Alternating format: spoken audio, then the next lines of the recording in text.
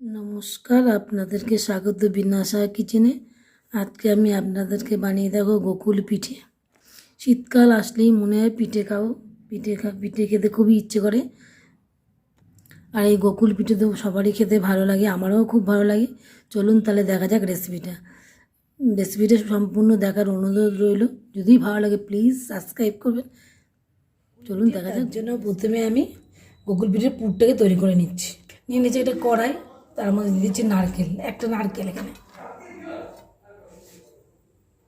আর দিয়ে দিচ্ছি খেজুরের গুড়, প্রায় 125 গ্রামের মতো দিয়েছি খেজুরের গুড়। গুড়টাকে আমি একটু হাত দিয়ে মেখে নিচ্ছি, নারকেল আর গুড়টাকে।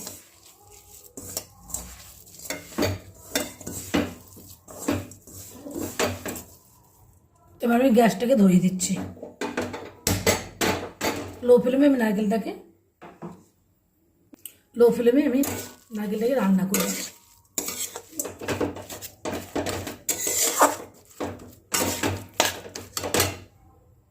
গুড়টা গলতে শুরু করেছে অলরেডি। আস্তে আস্তে আমি এটাকে আরও 4-5 মিনিটের মতো লো ফ্লেমে রান্না করে নেব। প্রায় 10 মিনিটের মতো মিডিয়াম টু লো ফ্লেমে এটা রান্না করে নিয়েছি। এবার আমি এর মধ্যে দিয়ে দিচ্ছি গুঁড়ো দুধ, 3 চামচের মতো দিচ্ছি গুঁড়ো দুধ।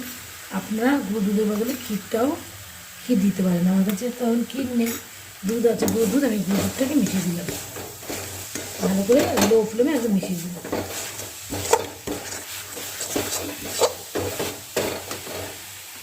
গুঁড়ো দুধটাকে ভালো করে মিশিয়ে দিয়েছি। দেখুন আমাদের পুরটা একদম রেডি হয়ে গেছে। এবার আমরা কড়াই থেকে এটাকে নামিয়ে নেব। এর থেকে বেশি শক্ত করলে আমাদের গোকুল পিঠের নাড়ুটা করতে পারবো না, তার জন্য আমি এই অবস্থায় নামিয়ে দিচ্ছি। গ্যাসটাকে বন্ধ করে দিচ্ছি, এটাকে আমি নামিয়ে দেবো। এবার আমি একটা বাটিতে তুলে নিচ্ছি। ঠান্ডা হলে তারপর আমরা পিঠেগুলো তৈরি করবো।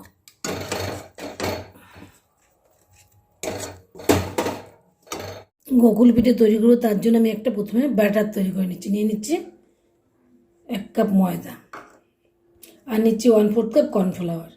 এই দুটোকে আমি একটু দুধ দিয়ে গুলিয়ে নেব। নিয়ে নিচ্ছি অল্প একটু দুধ, রুম টেম্পারেচারে দুধ, মানে নর্মাল দুধ। সেটাকে আমি অল্প অল্প করে দিয়ে মিশিয়ে নিচ্ছি। অল্প অল্প করে দিতে হবে, নয়তো ব্যাটারটা পাতলা হয়ে যেতে পারে। ব্যাটার একদম পাতলাও করা যাবে না, বেশি ঘনও করা যাবে না।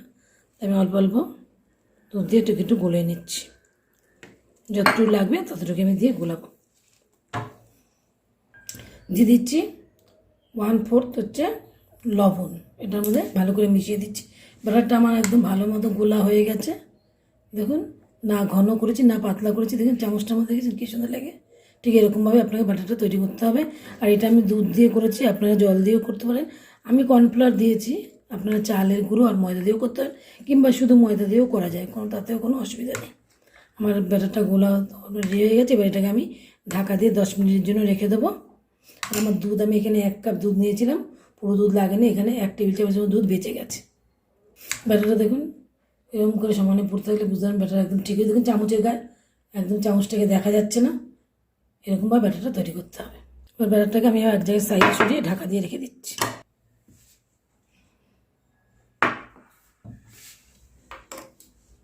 নারকেলের পুরটা ঠান্ডা হয়ে গেছে। এবার আমরা এটাকে এই পেয়ারা বা তক্তির মতো করে নেবো। হাতে নিয়ে নিচ্ছি ঘি মাখিয়ে নিচ্ছি। তারপর আমি এরকম করে একটুখানি গোল্লা করে নিয়ে আপনার যেরকম সাইজ করতে যাবেন প্রথমে একটু গোল্লা করে তারপর এরকম একটু চাপ দিয়ে দেবেন। ব্যাস, এরকমভাবে আমি সবগুলো তৈরি করে নিচ্ছি। আমি আপনাকে আরেকটা দেখিয়ে দিচ্ছি। এরকম একটু করে নিয়ে নেবেন, গোল করে নেবেন ফার্স্টে। ব্যাস, এরকম চাপ দিয়ে দেবেন, হয়ে যাবে। আমি এরকমভাবে সবগুলো তৈরি করে নিচ্ছি। এখানে আমি সব তক্তিগুলো করে নিয়েছি। এবার আগে এগুলোকে আমি কড়াই বসিয়ে দিয়েছি। এবার দিয়ে দিচ্ছি পুরের মধ্যে তেল ভাজার জন্য। তেলটা একটু গরম হলে আমরা ভাজা শুরু করব। তেলটা গরম হয়ে গেছে। এবার আমি একটা করে তক্তি দেবো,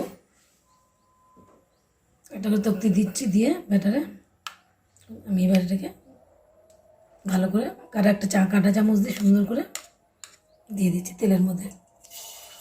তেলটাকে আমি মিডিয়াম টু লো ফ্লেমে রেখেছি। আমি এরকম করে একবারে 3-4টে ভেজে দেবো। একটা ভালো করে ফুটে ভাজা হয়ে গেলে উপরে উঠে আসলে তখন আমি আর একটা দেবো।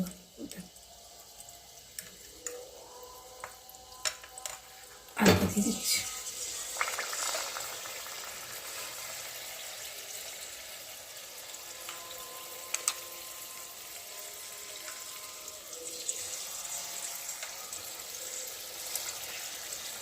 চার 3-4টে করে ভেজে নেবো একবারে, বেশি ভাজা যাবে না।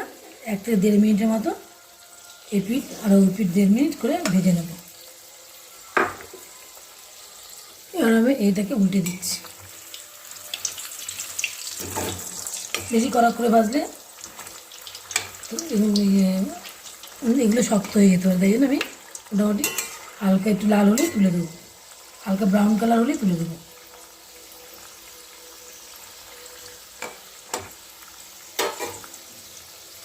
আমার খুব ভালো করে ভাজা হয়ে গেছে 2 পিঠ। এবার আমি এগুলোকে তুলে দিচ্ছি। বাকিগুলোকে আমি এইভাবে ভেজে নিচ্ছি। বাকিগুলোকে আমি এইভাবে ভেজে নিচ্ছি।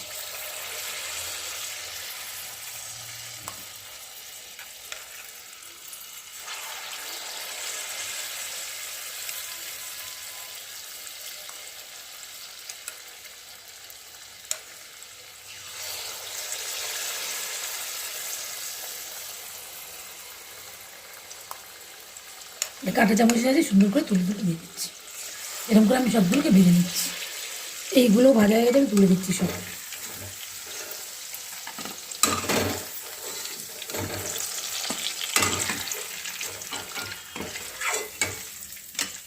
সব গুগল পিঠেগুলো ভাজা হয়ে গেছে।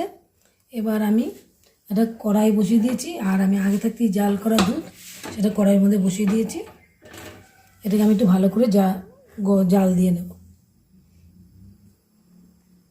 দুধটা আমার গরম হয়ে গেছে হালকা। এবার আমি গ্যাসটা একদম লো করে দিয়ে আমি একটু গুঁড়ো দুধ দিয়ে দিচ্ছি 1/2 কাপের মতো। এটাকে মিশিয়ে নিচ্ছি।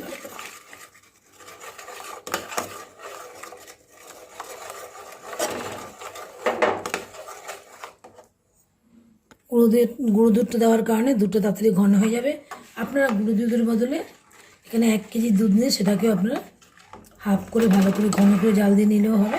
আমি এটা তাড়াতাড়ি হয় বলে আমি একটু গুঁড়ো দুধ দিয়ে এটাকে একটু ঘন করে নিচ্ছি। আমি গ্যাসের ফ্লেমটাকে বাড়িয়ে এটাকে আর একটু ফুটিয়ে নেব। গুঁড়ো দুধের বদলে লিকুইড দুধ দিলেও 1 কেজি 500 করলে স্বাদ কোনো রকম পার্থক্য হবে না, একই হবে। সময়টা একটু কম লাগে, তাই আমি গুঁড়ো দুধ দিচ্ছি। দুধটা ফুটে গেছে। এবার আমি গ্যাসের ফ্লেমটা লো করে এর মধ্যে আমি দিয়ে দিচ্ছি 100 গ্রাম খেজুর পাটালি। এটাকে আমি আস্তে করে মিশিয়ে দিচ্ছি।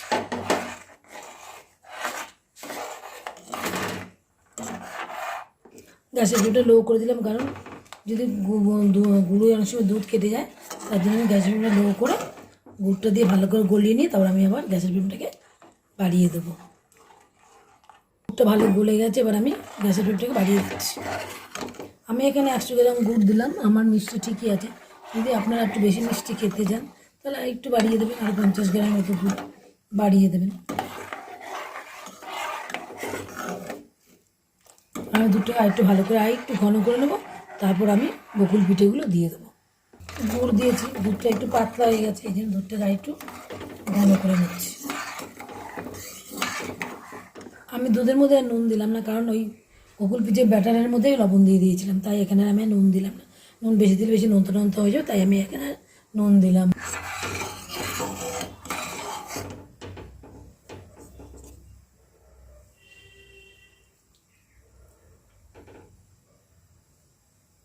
দেখুন আপনারা দুধটা অনেকটা ঘন হয়ে গেছে। এর থেকে বেশি ঘন করলে পিঠেগুলো টেনে নেবে। আমি এবার এর মধ্যে দিয়ে দিচ্ছি বকুল পিঠেগুলো।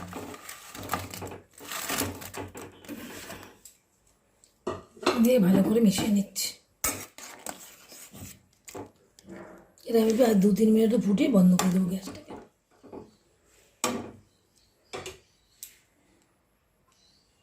পিঠেটা একদম রেডি হয়ে গেছে। এবার আমি দিয়ে দিচ্ছি 1 চামচের মতো ঘি দিয়ে আমি এটাকে গ্যাসটাকে বন্ধ করে দিয়ে স্ট্যান্ডিং টাইমে 10 মিনিট রেখে দিয়ে আমি এটাকে সার্ভ করব।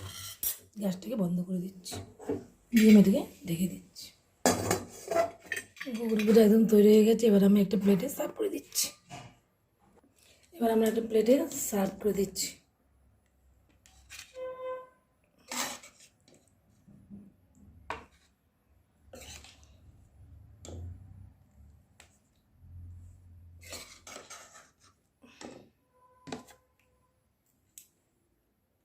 গুগল পিঠা আমাদের তৈরি হয়ে গেছে, আমরা একটা প্লেটে সার্ভ করে দিয়েছি।